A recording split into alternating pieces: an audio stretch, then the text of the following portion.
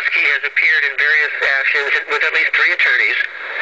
She's not been in pro per, and I was not at the last hearing, but the court described in detail what her rights and remedies are, and with all due respect, I don't think she understands the legal proceedings. So I would urge the court to order that if she appears again, because the appeal is successful, she appeared through counsel and not in pro per.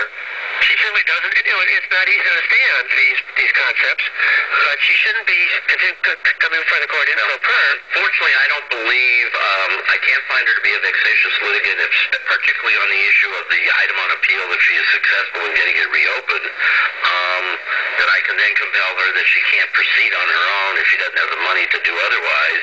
I will only urge her to get counsel, and I will advise her once we're done accordingly. I don't know if there's any negotiations that are still open out there, but I will discuss with her very briefly why she should give whatever has been discussed out there strong consideration and what her problems are. More of a Dutch uncle than is the judge in this case, because I'm not going to be her attorney or anything else. But I recognize at this point, and I will emphasize to her from what you stated, Mr. Lurie, that right now she has no other claims pending. As of right now, she will be receiving nothing from the bankruptcy estate unless and until one of 2 things happens. Either A, she is successful on the appeal, which may be lost on procedural grounds, from what you're telling me, Mr. That's correct. I don't know anything about the appeal. And even if she wins the appeal, that only means she gets to go back and start all over again. And if she doesn't get it right, she's going to end up losing the case anyway because she doesn't know how to get it right. And unfortunately, the law is not perfect. You do have to meet certain procedural, and you have to also meet the substantive requirements of protecting your particular interest, and recognize that the courts are going to look at bankruptcy extremely logically. Not to your emotional needs, but to the logic of the claim. One of the issues that Ms. Koski does not understand, and I'm doing this almost as a friend of the court too, more so than a lawyer for a litigant, we're talking about claim amounts, but the distribution will be what the distribution is. Ms. Koski has been looking for a very large sum of dollars in cash and not an allowed claim, and if the court would just underscore that whatever her claim, if she ever had one allowed, whether for $10 or $10,000 or a larger amount, her dividend is going to be some percentage on the dollar, right, along with everybody else.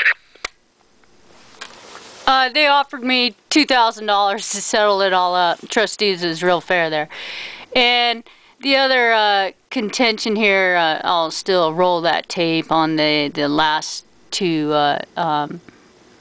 hearings, is the fact of the matter is you cannot run a justice system. They're violating our constitutional rights with all these attorneys not knowing the laws. They didn't even know to go to the Department of Industrial Relations self-insured plans and find out if their certificate was revoked to be self-insured.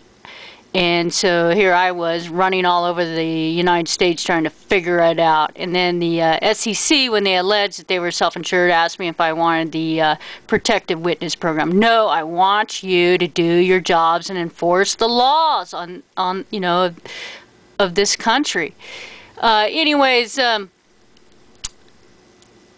Basically, it's quite difficult, and the procedures and whatnot. It's easy once you start to you get it jammed down your throat like I've had it. So that's basically why I'm doing these videos and trying to give you a heads up of how to plead these cases and draft it up.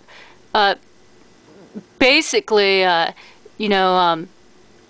is getting case law, going to an insurance book, finding the case law, only reading about 10 pages, going to a personal injury book and, reading about 10, 20 pages. Unfortunately, my case was a little bit more complex because there were so many situations going on. Reliance went bankrupt. Well, that would mean that SIGA would come in, California Insurance Guaranteed Association, but that was for only employees in 2000. In my circumstances, there was no insurance, and here they got a fraudulent insurance policy, USF G, which was not even in play, and USF G sent me a letter to that fact. And then you have the letter from the Department of Industrial Relations self-insured plans. So, anyways, I will upload those and give you a heads up of how this is all going to come about and how to stop it and get involved. And there is now a Insurance Fair Act doctrine from so many injured victims going through this, being dragged through the quagmire state of the justice system. And some of those people, it was only $10,000, and that was on Andy Cooper, CNN.